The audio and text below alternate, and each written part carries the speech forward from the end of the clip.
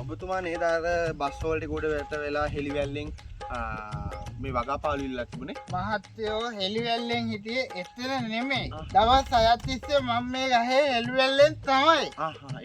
මේ මොකක් හරි ගැටලුවක් වුණාද? ඉතින් ගාමතර වෙලාවේ මම පැල් රකින්නනේ ඇවිල්ලා හිටියේ මහත්තයෝ. දැන් මෙහෙමයි අපිට මෙහෙමයි අපේ අමාත්‍යාංශයේ පොඩි ගැටලුවක් තියෙනවා. ඒ කියන්නේ අපේ වැරදි නෙමෙයි ඒවා. මොකද කලින් ඔබතුමාලත් එක්ක කෘෂිකර්ම අමාත්‍යාංශයයි වනජීවි අමාත්‍යාංශයනේ ඒක අබද්ද වෙලා ඒ ගෙවීම් කටයුතු කරේ.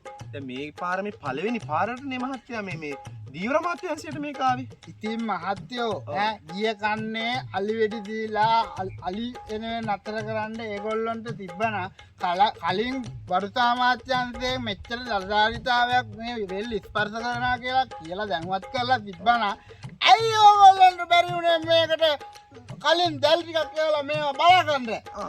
දැන් වැඩක් නැහැනේ. දැන් මට වෙන්න තියෙන ඔක්කොම වෙලා තියෙන්නේ.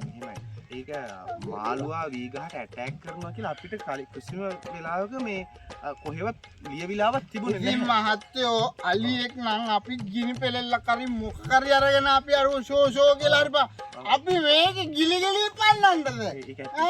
ගිලි පන්නන්නද?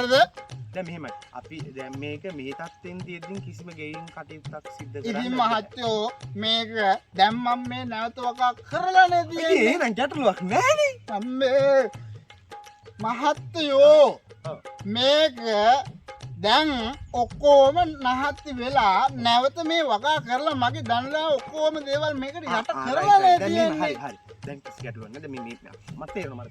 දැන් මේ තියෙන තත්ත්වෙන් මහත්තයා මට ඉහළට දැනුවත් කිරීමේ හැකියාවක් නැහැ. ඔබතුමා අර කලින් තිබිච්ච ෆොටෝ එකක් කියම නැද්ද මට ඉදිරිපත් කරන්න? මේක වගා කලින් තිබ්බ විදිය. ඔව්. අයි මේවා ඔබතුමා ගත්ත ෆොටෝ එකක් කියම වීඩියෝ කරලා මේවා තියාගෙන ඉඳයි මං ටික්කා කියලා දීතුවේ. දැන් මහත්තයාට නේද? අර කලින් තිබිච්ච විදිය ඔබතුමාගේ ෆෝන් එක නැද්ද? ෆෝන් එකක් නැද්ද? බටන් ෆෝන් එකෙන් හරි එහෙනම් ටේප් කරගන්නකෝ. ඔව් මොකක්ද කරන්නේ? නෑ මම ගමතර ගල්නෙලා හිටපු ඉත මම හෙළුවේ. ඔව් කරගන්නකෝ. කොහොමද මොකද්ද කරන්නේ? මට පොඩක් තවත් නෑ දැන් හෙළුබැල්ලෙන් ගහේ නිටියේ. ඔව්. ඔව් ඔය මේ හෙළුවෙලි නගින්න දෙන්නේ.